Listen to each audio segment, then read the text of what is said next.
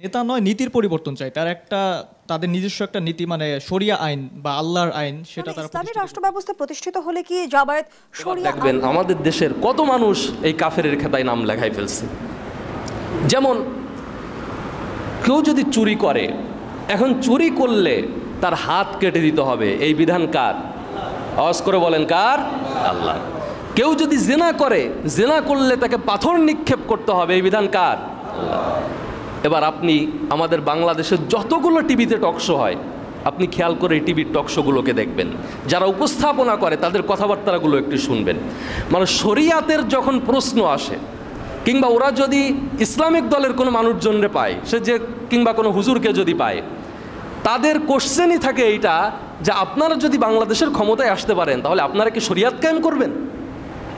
মানে ওদের শরিয়াতের প্রতি এত ভয় যে আপনারা শরিয়াত কায়েম করে ফেলবেন, তাহলে এই যে নারীদের কি হবে, নারীদের স্বাধীনতার কি হবে?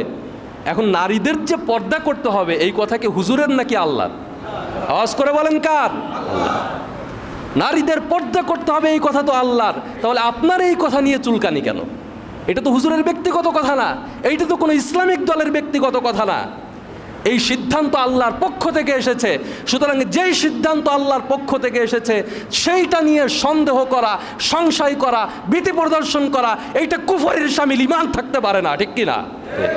এটা ঈমান থাকতে পারে না। আল্লাহ তাআলা এটাই বলছেন, আল্লাহর সিদ্ধান্ত চলে আসার পরে যদি কেউ তার নিজস্ব ইচ্ছা সেখানে পোষণ করে তাহলে ওই ব্যক্তির আর ঈমান থাকবে না। এই যে আপনি যে ভয়ভীতি দেখাচ্ছেন যে শরিয়া কায়েম হবে, তখন তো এই যে রজম মারা হবে, তখন এই মানুষগুলোর কি হবে?